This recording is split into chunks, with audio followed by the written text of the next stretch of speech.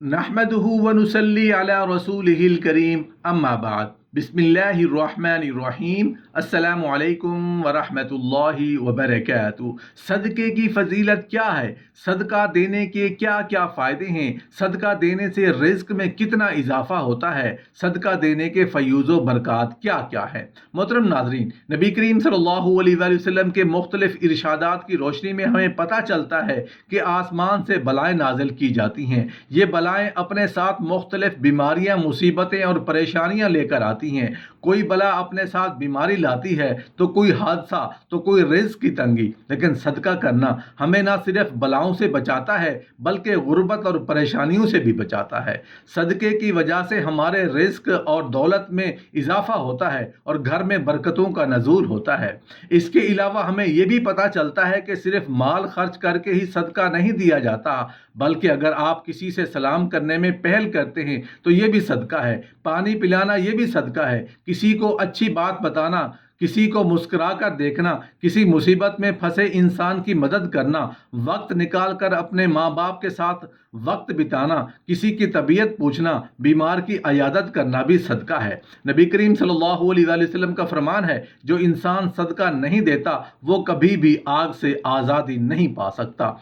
जिस काम का आगाज़ भी सदका देकर किया जाता है, उस काम में बरकत और अल्लाह की मदद शामिल हो जाती है। नबी करीम सल्लल्लाहु अलैहि वसल्लम ने इरशाद फरमाया, जिसने अपनी पाक कमाई से एक खजूर के बराबर सदका किया तो अल्लाह पाक उसको दाएं हाथ में ले लेता है और अल्लाह सिर्फ पाक कमाई को कबूल करता है, फिर उसको खैरात करने वाले के लिए पालता रहता है, जिस तरह तुम में से कोई अपने बछड़े को पालता है, यहाँ तक कि वो खैरात पहाड़ के बराबर हो जाती है। नबी करीम सल्लल्लाहु अलैहि वसल्लम ने इरशाद फरमाया, जो मुसलमान कोई पौधा या दरख्त लगाता है तो उससे जो कुछ खा लिया जाए वो उसके लिए सदका बन जाता है, उससे जो कुछ चोरी हो जाए वो उसके लिए सदका है, दरिंदे उससे जो कुछ खाएं वो उसके लिए सदका है, जो कुछ परिंदे चुग जाएं वो उसके लिए सदका है, और जो कोई उसे नुकसान पहुंचाए वो भी उसके लिए सदका है। सईदा आयशा सिद्दीक़ा रज़ियल्लाहु ताला अन्हा से रिवायत है कि नबी करीम सल्लल्लाहु अलैहि वसल्लम ने उन्हें फरमाया, खर्च किया करो, गिना ना करो, वरना अल्लाह तुम्हें भी गिन कर देगा, और अपने माल को सींत सींत कर ना रखो, वरना अल्लाह भी तुम में से अपनी रहमत रोक लेगा। फरमाने बारी ताला है, अगर तुम अपने सदकात को जाहिर करो तो भी अच्छा है, लेकिन अगर खुफिया तौर पर फुकरा को दो तो ये तुम्हारे लिए ज़्यादा बेहतर है, और अल्लाह ताला सदका की बरकत से तुम्हारे बहुत से गुनाह मिटा देंगे, और जो कुछ तुम करते हो अल्लाह उससे खबरदार है। अल्लाह ताला ने सदका करे से मुआफ़ी का वादा फरमाया है। जो कुछ खर्च करोगे अल्लाह ताला तुम्हें उसका नेमुल बदल अता फरमा देंगे, क्योंकि अल्लाह ताला सबसे बेहतर रिज़्क़ देने वाले हैं, और अल्लाह रब्बुल इज़्ज़त उस बेहतर रिज़्क़ से क्यों ना नवाजे। फरिश्ते भी तो सदका खैरात करने वाले के हक में यूँ दुआ करते हैं, ऐ अल्लाह उसे उससे बेहतर अता कर जो उसने खर्च किया। मोहतरम नाजरीन, जब इंसान अपने हाथ से किसी को सदका देता है तो सदका उसे 5 जुमले कहता है, मैं हकीर था तूने मुझे अजीम बना दिया, मैं फ़ानी माल था तूने मुझे बका दे दी, मैं तेरा दुश्मन था अब तूने मुझे दोस्त बना लिया, पहले मैं तेरे हाथ में था अब मैं खुदा के हाथ में हूँ, आज से पहले तू मेरी हिफाजत करता था अब मैं तेरी हिफाजत करूँगा। हज़रत इमाम जाफ़र सादिक अलैहिस्सलाम फरमाते हैं, सदका कर्जे को अदा करता है और अपने पीछे बरकत छोड़ता है।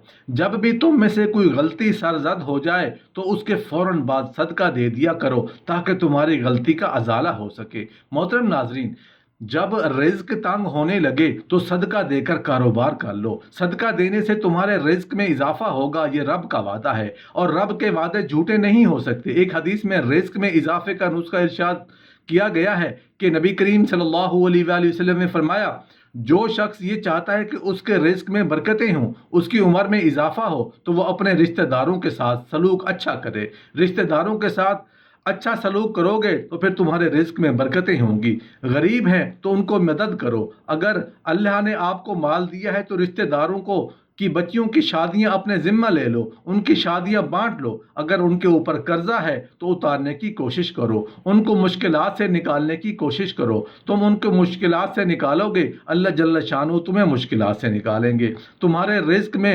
برکتیں ہوں گی اور تمہارے مال میں بھی برکتیں ہوں گی۔ فرمایا کہ بہتر صدقہ یہ ہے کہ جو ناراض غریب رشتہ دار کو دیا جائے، اگر وہ پھنس گیا ہے، مجبور ہے، ناراض ہے، تو اس کو اگر دیں گے تو اس میں تمہارا نفس شامل نہیں ہوگا۔ یہ افضل صدقہ ہے جو ہر صورت میں قبول ہی قبول ہے۔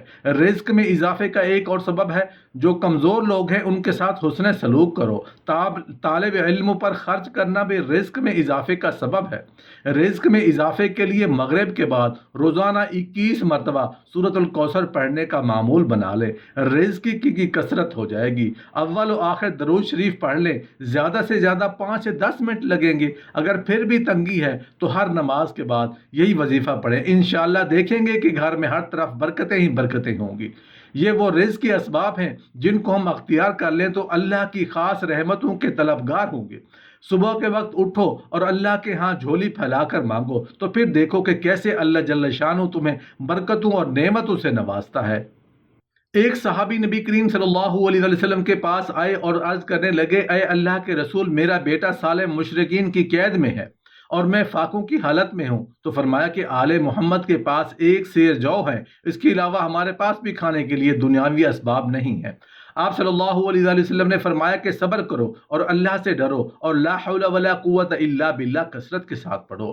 ایک حدیث پاک میں آتا ہے کہ یہ ایسا وظیفہ ہے کہ 99 بیماریوں کا علاج ہے۔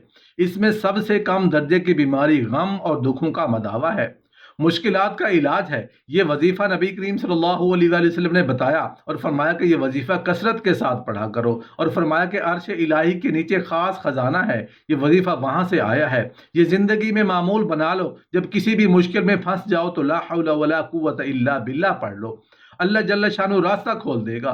نبی کریم صلی اللہ علیہ وسلم نے 3 چیزیں فرمائیں، اللہ سے ڈرو، صبر کرو اور کثرت کے ساتھ لا حول ولا قوت الا باللہ پڑھو۔ صحابی فرماتے ہیں کہ میں نے یہ عمل شروع کیا، ابھی گھر میں بیٹھا ہی تھا کہ دروازے پر دستک ہوئی، دروازہ کھولا تو دیکھا کہ میرا بیٹا کھڑا ہے اور اس کے پیچھے 100 اونٹ کھڑے ہیں۔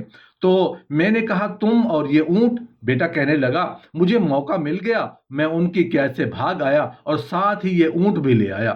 تم یہ وظیفہ کر کے تو دیکھو، وہ تمہیں وہاں سے رزق دے گا جہاں سے تمہیں گمان بھی نہیں ہوگا۔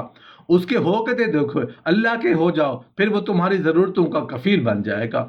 حضرت ابو مسعود رضی اللہ تعالیٰ عنہ نے فرمایا کہ جس شخص کو فاقہ آ جائے وہ لوگوں کو بتائے کہ میں آج کل بڑے مشکل حالات میں ہوں، ہر وقت لوگوں کو بتاتا رہے تو اس کی مشکل بڑھے گی، تو اس کی مشکلیں آسان نہیں ہوں گی۔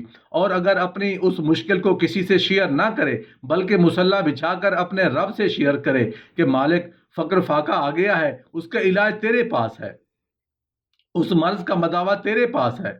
حضرت عبداللہ ابن مسعود فرماتے ہیں کہ نبی کریم صلی اللہ علیہ وسلم نے فرمایا کہ جلد یا بدیر اللہ اس کو مالا مال فرما دے گا۔